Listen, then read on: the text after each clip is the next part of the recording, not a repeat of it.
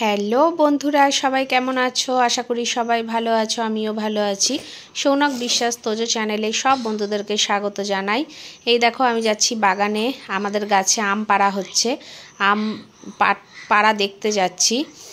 গিয়ে দেখি আমার ভাই আম নামাচ্ছে, গাছ থেকে লোকে পাড়ছে, আর ভাই নামিয়ে সেটা বস্তায় ঢালছে, নিচেই রাখছে, এগুলো করছে।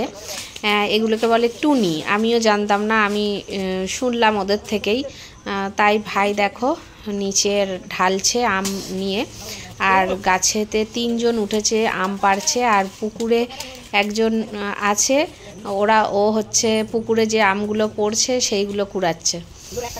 আমার দেখে খুব ভালো লাগলো, তাই একটু তোমাদের সাথেও শেয়ার করলাম।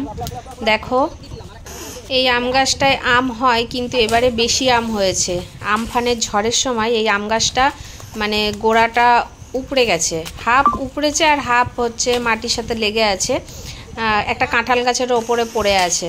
তাইতেই আম হয়েছে এবারে, ভালোই আম হয়েছে। প্রত্যেক বছর আম তো হয় না, মাঝে মধ্যে এক বছর বাদ যায় আর এক বছর হয়। সেই সময় ভাই পারতো, আর ভাই আর বাবা যেত আম পাড়তে। কিন্তু এই বছরে ভাই বলছে যে না, আমি গাছে উঠতে পারবো না, আর বাবারও শরীর ভালো না। আমি বললাম দরকার নেই, তুই পারতে উঠিস না, লোক দিয়েই পাড়িয়ে নে। তাই লোক দিয়ে পাড়ানো হচ্ছে এই বছরে। আমিও মাঝে মাঝে ওই টুনিগুলো ধরে দিচ্ছিলাম ওদেরকে, ওরা যখন আম তুলছিল আমিও নামাচ্ছিলাম গাছ থেকে, ওরা নামাচ্ছে যখন আমগুলো, আমিও তখন ঢালছিলাম, তুলছিলাম, রাখছিলাম, এই করছিলাম। আর আবার তার ফাঁকে ফাঁকে একটু ভিডিও বানিয়ে নিলাম। দেখো, ও জলে যে ছেলেটা ছিল, যে ভাইটা আর কি, সেই ভাইটাকে বললাম যে দেখ, এই দিক থেকে নিচ থেকে আমগুলো যদি পারা যায় পেরে দে, আমি ধরছি।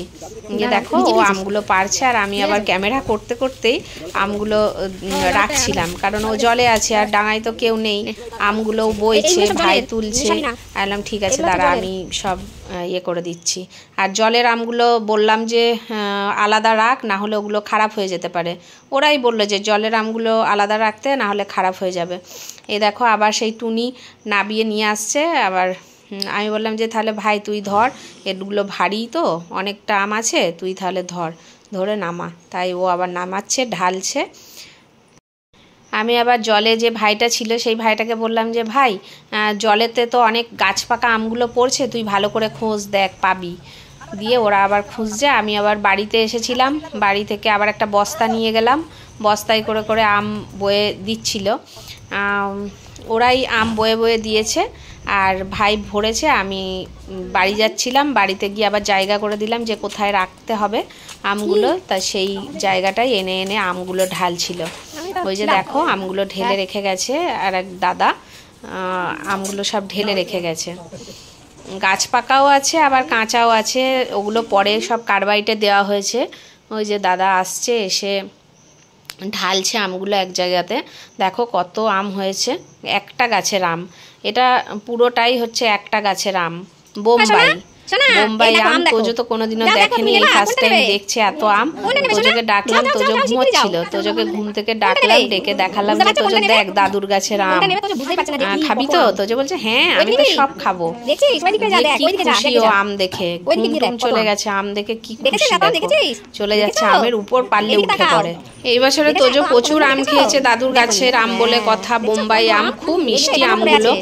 আজকের মতন ভিডিওটা এইটুকুই, আর বেশি বড় করলাম না। ভিডিওটা তোমাদের কেমন লাগলো অবশ্যই কমেন্ট করে জানিও বন্ধুরা। আর সব বন্ধুরা ভালো থেকো, সুস্থ থেকো, আবার দেখা।